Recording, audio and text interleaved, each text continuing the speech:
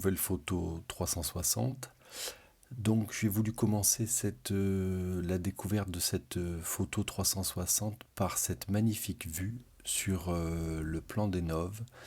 C'est à proximité du col de Vence et le point de parking. Donc c'est magnifique ici pour faire voler son drone. Il n'y a pas beaucoup de monde en plus. Le point de parking du plan d'Enov est ici, mais pour faire cette vue, je ne me suis pas stationné à cet endroit. Je vais vous montrer après où est-ce que j'étais stationné.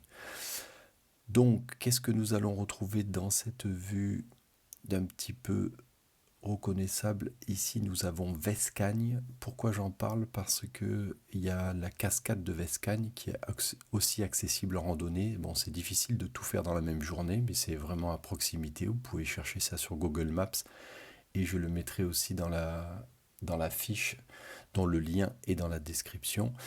À l'arrière-plan de Vescagne, ici, il y a les gorges du Loup. Je continue à pivoter pour voir la montagne du Chéron. Donc ça, c'est à proximité, juste derrière, on a Gréolière. La montagne du Chéron à 1778 mètres. J'en profite pour vous montrer mon point de décollage. Donc ici, en suivant ces chemins de randonnée qui sont derrière le Gourbel et Bézaudun-les-Alpes que nous avons juste à côté. Je pivote encore pour vous montrer des points facilement identifiables. Ici, nous avons le Mont Vial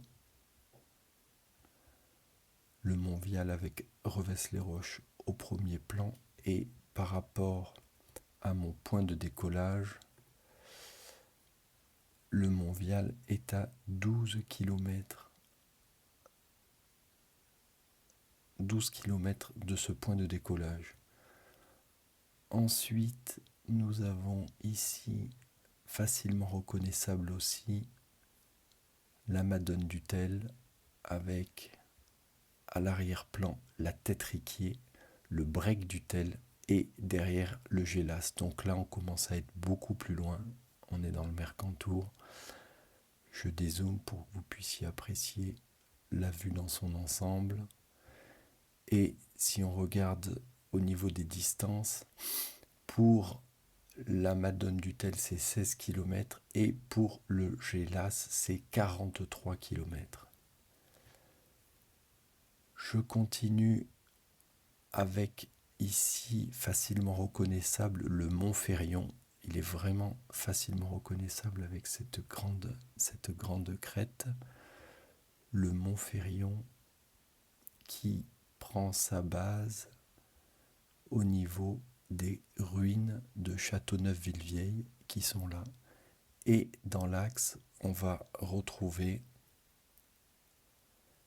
le roc de l'Orméa qui est aussi ici. Vous voyez, on a bien à 15 km. Donc ça, c'est pour mon premier plan. Et ici, pour le roc d'Orméa,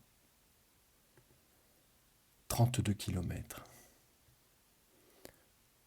Je reviens à mon point initial pour terminer cette visite par une vue beaucoup plus classique. Ici, nous avons la Cagne, donc avec les sources de la Cagne, et le Baou de Saint-Janet. Voilà, j'espère que cette petite description vous a intéressé.